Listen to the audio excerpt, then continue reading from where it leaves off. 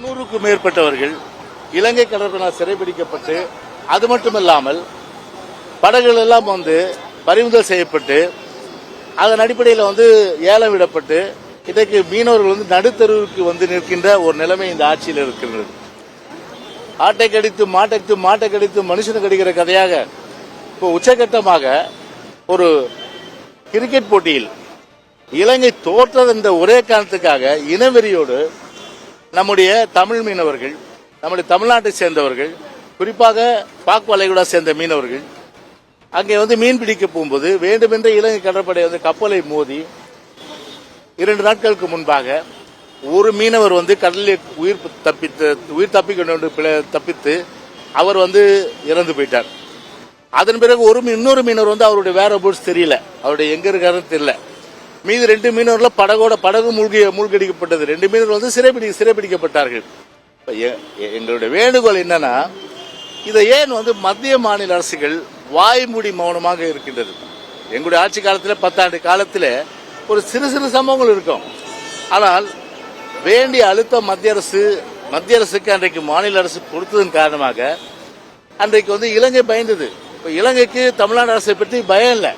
ஏன்னா யாரு கேட்க போறாங்க? மீனவனை சுட்டா யாரு படகு பிடிச்சா மீனவனை கேட்கறது? எந்த அரசாங்கம் கேட்க போகுது? எந்த அரசாங்கம் கேட்க போகுது? சுடுறா, குடுறா, ஜெயில் தள்ளுடா, படகை சீஸ் பண்றா, படகை மூழ்கடிடா, அசிங்கப்படுத்துறா, வலைய அறுடா, இப்படிதான் இப்போது நடந்து கொண்டிருக்கு. குறிப்பா இந்த ஓராண்டுகள்ல பார்த்தீங்கன்னா தாக்குதல்கள் நிறைய ஆகிட்ட சூழ்நிலையில அதை தடுத்து நிறுத்துவதற்கு எந்த நடவடிக்கையும் இந்த விடியாத அரசை பொறுத்தவரை இந்த தென்னாட்டு அரசை பொறுத்தவரை எடுப்பதற்கு எந்த நடவடிக்கை? வெறும் கடிதம் எழுதுவதோடு மட்டுமே இந்த ஸ்டாலினுடைய பணி நின்று விடுகின்றது. வேண்டிய அழுத்தம் பார்லிமெண்ட்லயோ இல்ல பிரதம அமைச்சரை சந்தித்தோ நிர்பந்தம் கொடுப்பதற்கு தவறிவிட்டது. எனவேதான் இன்னைக்கு கால வரற்றைய உண்ணாவிரதத்தை இன்றைக்கு மீனவ சங்கங்கள் அந்த இடத்துல இருக்கிறதுக்கு அவங்களுடைய வேண்டுகோள் என்ன? 2 பேர் சிறைப்பிடிக்கப்பட்டு விடுதலை செய்யணும். ஏற்கனவே சிறையில் இருக்கணும், விடுதலை செய்யணும். படகுகளை கொண்டு வரணும்.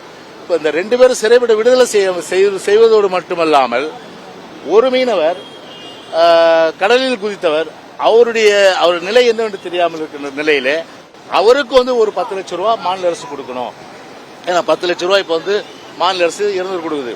ஏன்னா இறந்தவருடைய அந்த உடல் தமிழ்நாடு அரசிடம் உரிய மீனவருடன் ஒப்படைக்கப்பட வேண்டும் என்ற அந்த கோரிக்கையை வலியுறுத்தி இன்றைக்கு அவர்கள் தொடர் உண்ணாவிரதம் இருக்கின்றார்கள்.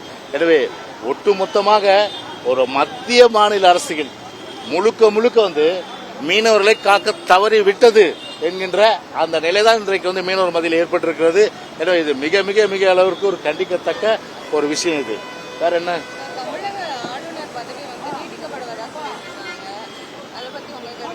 இல்ல இப்ப நேற்று ஸ்டாலின் சொல்லியிருக்காரு, நான் என்ன பிரதமரா இல்ல ஜனாதிபதியானு. இப்போ அது வேற ஒரு ஆசை இருக்கு இவருக்கு. உள்ளூர்ல ஓனா முடிக்க முடியாதவங்க வேலை போயிட்டு இதை பிடிச்சாலாம், அந்த மாதிரி கதையா இருக்கு. அதனால இது மத்திய அரசுடைய நிலைப்பாடு தான். அதுல போய் நாங்க என்ன சொல்ல முடியும்? அதனால யாரு வந்தாலும் கவர்னர் அரசியலமைப்பு சட்டப்படி சாசனப்படி இயங்கணும். அதுதான் ஒரு கவர்னருக்கு ஒரு பொறுப்பு கூட.